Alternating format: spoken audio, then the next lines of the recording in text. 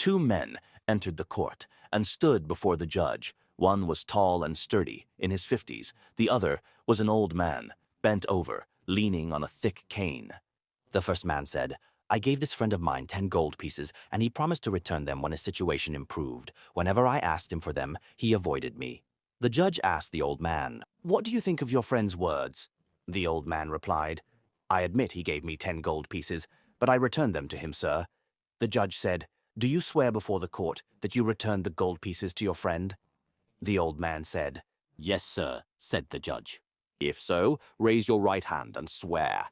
The old man turned to his friend and asked him to hold the cane so he could raise his hand while swearing. The old man raised his hand and said, "I swear that I returned the 10 gold pieces to him." The judge reproached the man, accusing his friend, the old man. The man apologized to the judge, saying he might have forgotten. The old man took his cane from the man and was about to leave, leaning on his cane. Before the 2 men left the court, a sudden idea occurred to the judge, and he called out to him. The 2 men returned to the judge, who asked the sheikh, "Have you always been accustomed, sheikh, to lean on a cane?" The sheikh replied, "Sometimes, sir." The judge directed the same question to the other man, who answered, "No, sir, I have never seen him lean on a cane before." The judge asked the sheikh to hand over the cane. The judge held the cane, turned it over in his hands, and examined it. The judge noticed that the cane was heavy. He looked at the handle of the cane and found it to be the type that could be removed. The judge turned the handle in its place, and it turned. The judge pulled the handle forcefully, and it came off in his hand. The judge saw that the cane was hollow and found the hole plugged with a piece of cloth. The judge pulled the piece of cloth from the hole and tilted the cane slightly. Gold pieces fell to the ground in front of those present. The judge asked the man to collect his gold pieces. The man collected them and counted them, finding 10.